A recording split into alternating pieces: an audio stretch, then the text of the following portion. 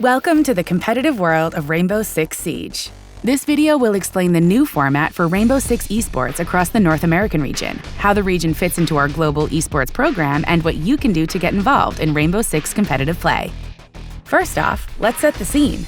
Globally, 4 regions compose the Rainbow Six Esports program: North America, Latin America, Asia Pacific, and Europe. Each region has its own dedicated competitive format that we'll dig into a little later. On a global scale, the Rainbow Six Esports program refreshes every year.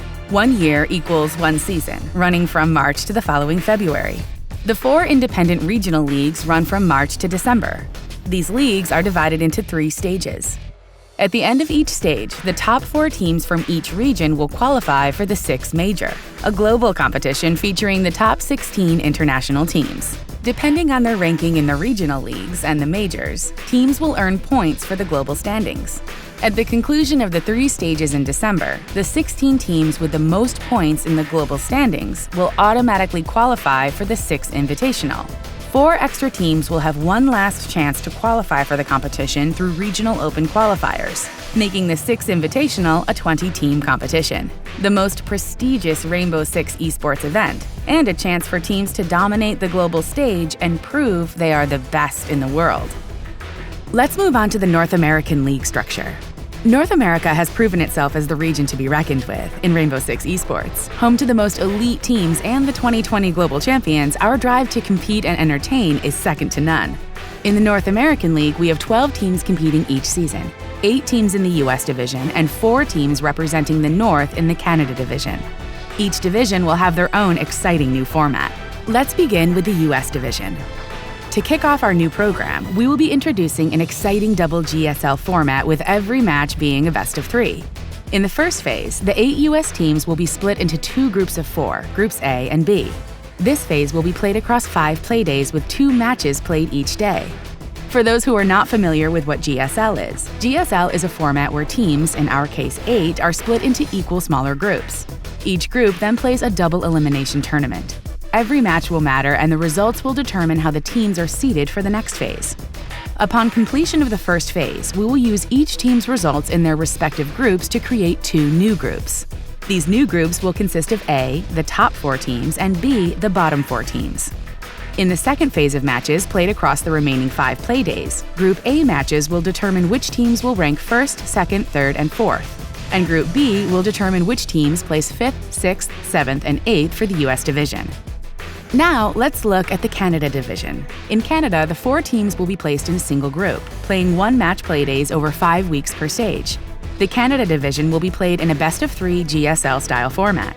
Final ranks will be determined by the team's match results.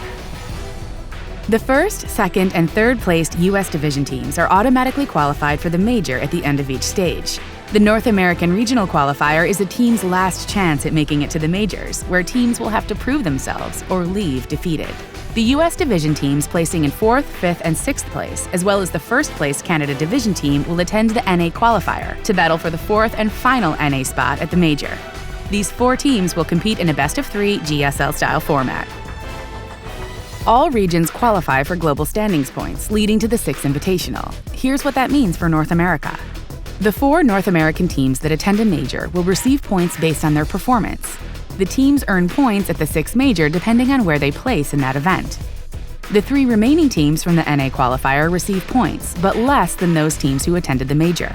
The other NA teams who attended a major qualifier but did not make it to the Six Major also receive points for being the top teams in their region. The 7th placed US team is also attributed points, but fewer still than the teams that made it to the NA qualifier. Each stage will follow this model. The North American League will end with a multi-day finals event in December to name our NA champions. Our promotion relegation matches will also take place during these finals to see if the bottom-placing NA League teams can defend against the challengers looking to take their spot and join the ranks of the NA Elite. We kick off our finals with our first relegation match. The 4th placing team in the Canada division at the end of the season will play against the 1st placing team from our Canada Challenger League to decide who will go or stay in the Canada division. Next up, the 8th placing team in the US division will face off against the 1st placing team from our US Challenger League to decide who will go or stay in the US division. The North American Finals will have our top 4 U.S. teams battle it out to name our U.S. Division Champion, and our top 2 Canadian teams battle it out to name our Canada Division Champion. Alongside other grassroots programs to hone your skills and develop teams, the US and Canada Challenger Leagues are the entry point and path to pro, where teams compete throughout the year to earn the top spot and play for promotion into the North American League at the North American Finals. The Rainbow Six North American League is an open ecosystem, allowing anyone to compete and earn their place in Rainbow Six Esports. Whether you are an aspiring player, an organization looking to enter the space, or a fan who loves watching great matches to learn or just enjoy, the North American League is your best place for competition and entertainment. Are you with us?